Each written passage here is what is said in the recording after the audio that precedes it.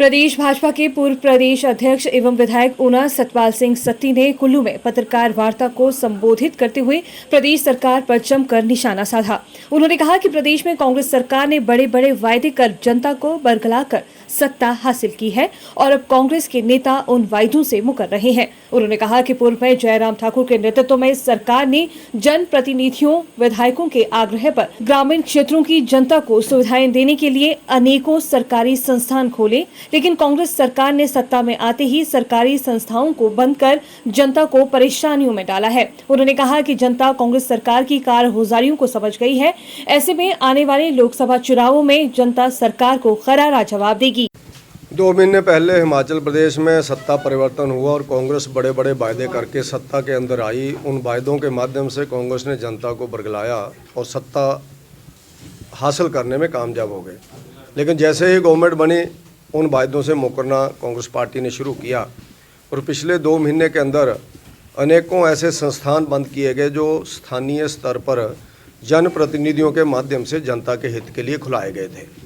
उसका विरोध जगह जगह गांव गांव के अंदर हो रहा है। भारतीय जनता पार्टी भी हस्ताक्षर अभियान चला रही है और आने वाले समय में वो हस्ताक्षर इकट्ठे करके हम लोग महामहिम राज्यपाल महोदय को सौंपेंगे।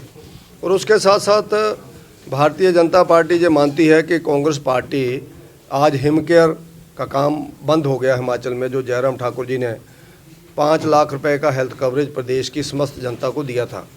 आयुष्मान भारत जो नरेंद्र मोदी जी ने हिमाचल प्रदेश पूरे देश के अंदर 10 करोड़ लोगों को दिया, जिसमें 5 लाख रुपए का हेल्थ कवरेज था, वो ठीक ढंग से इम्प्लीमेंट नहीं हो रहा है। हॉस्पिटल्स के लोग जो प्राइवेट हॉस्पिटल एम्पैनल्ड हैं हिमकेयर के लिए, उन्होंने इनकार कर दिया कि हमारा 80 करोड़ रुपया गवर्नमेंट दे नहीं रही है, अलग अलग हॉस्पिटल की अलग अलग राशि है, इसलिए हम लोगों का इलाज नहीं करेंगे।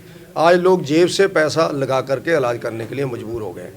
उसी के साथ साथ हिमाचल प्रदेश के अंदर कांग्रेस पार्टी ने जो हम जयराम जी ने सहारा योजना के अंतर्गत असहाय लोगों को 3000 रुपये पेंशन लगाई थी, वो लोगों के अकाउंट में नहीं डाली जा रही है।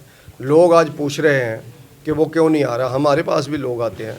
इसी तरह से हिमाचल प्रदेश के अंदर ACC अंबुजा जो बहुत बड़े संस्थान इंडस्ट्री के थे, हज़ारों लोगों को उससे रोज़गार मिला था, ट्रक वालों को, ढाबे, मैकेनिक दुकानों को, अलग अलग लोगों को 2 महीने से बंद पड़े हैं और लगभग 200 करोड़ रुपए का नुकसान हिमाचल प्रदेश का उसमें हुआ है। जनता का तो हुआ ही है। उसके कारण जो सरकार उसको सीरियसली नहीं ले रही है, अलग अलग कामों के लिए घूम रहे हैं, लेकिन उस मुद्दे को हल नहीं किया जा रहा है। लेकिन दूसरी तरफ हम ये मानते हैं, जहाँ संस्थान बंद कर रहे हैं, जनता के ऊपर 2-3 रुपया लीटर डीजल बढ़ा करके प्रति लीटर जनता के ऊपर हज़ारों करोड़ रुपए 5 साल के अंदर इन्होंने जो बोझ डाला है, उसके बावजूद जो लोग CPS बना रहे हैं, चेयरमैन बना रहे हैं, उनको कैबिनेट के दर्जे दिए जा रहे हैं, अनेकों OSD सलाहकार बन रहे हैं। पता नहीं लग रहा किस दिन कौन सलाहकार नियुक्त हो गया, कौन किसका OSD नियुक्त हो गया।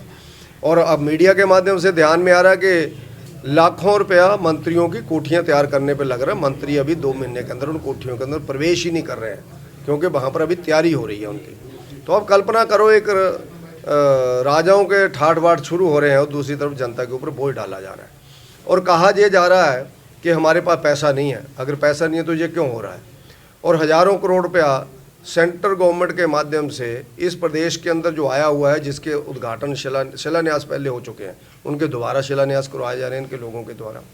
और केंद्र के हमारे जो एजेंसी है, उन एजेंसी के माध्यम से हज़ारों करोड़ रुपया लोन लिया जा रहा है। पहले जो लोन का विरोध करते थे, ये बोलते थे हम बिना लोन से, हम बिना कटोरा लिए प्रदेश को चलाएंगे और जनता को सुख देंगे।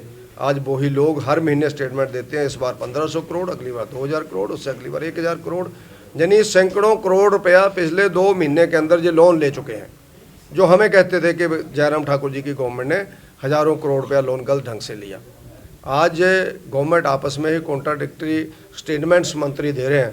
तो भारतीय जनता पार्टी इस चीज़ की निंदा करती है और उम्मीद करती है कि प्रदेश की जनता को अब एहसास हो गया होगा कि पिछले 2 महीने पहले जो निर्णय हुआ था इनके पक्ष का, वो शायद आज कहीं ना कहीं जनता को धोखा लग रहा है। के मामले में आपके तो मुझे आइडिया नहीं। हमारे एरिया में पंजाबी में लोग बोलते हैं जो गारंटियाँ नहीं, अब तो घंटियाँ बज रही हैं, अब लटक गई हैं गारंटियाँ, अब वो घंटियों की तरह बज रही हैं, बजती रहेंगी 5 साल, इनसे होगा कुछ नहीं।